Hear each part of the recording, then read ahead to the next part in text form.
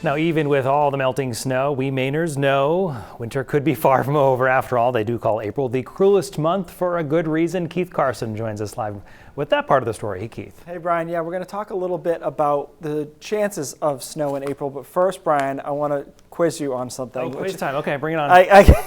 How often, what percentage of the years would you say that Portland has 6 inches or more of snow in a single storm in April? So one storm, 6 inches or more. I would say 40% of the time. Okay, and I think a lot of people would guess that. Yeah. The actual numbers are lower than you would think. So 12% of the time. Lower. That's the end of the quiz. You Okay, good. did well because that's what I think almost everybody would say 40 or 50% of the time. So if we go back the 84 years on record in Portland that they measured precipitation and temperature, there were 10 years that had a storm of 6 inches or more in April. So that comes out to 12%. But let's lower the bar a little bit here. I mean, look, 3 inches of snow seems like a lot in April, right after the official first day of spring. So when you put into that category 3 inches or more, now you have more years. You have 26 years out of 84 where we've had a storm with 3 inches or more, and that's 31% of the years. To be fair, to try to cover more ground here, let's talk a little bit about Bangor.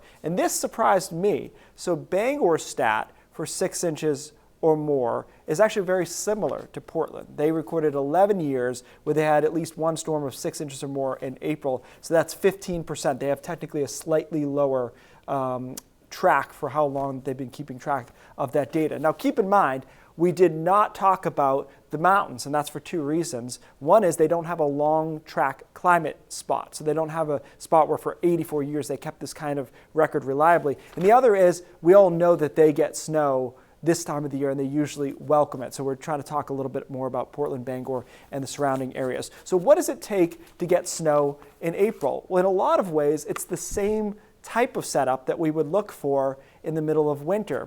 You have high pressure to the north, that's supplying cold air from Canada, and then you want a low to approach from the south and a jet stream to dip with it. Now the difference is it's more fragile this time of the year. So you might be able to get away with a low track in January or February that goes, for example, right over Boston and still get snow. But when you get into April, you really need that low to be in kind of the perfect spot. It needs to be far enough away from the coast, and we need more than enough cold air from the north. So everything needs to be amped up perfect. And of course, Brian, it may not surprise you, we do better with snowstorms in April overnight as the sun angle is very strong that time of the year. Yeah, the cold air at night helps. Yeah. All right, Keith, anything could happen next month. Thanks so much.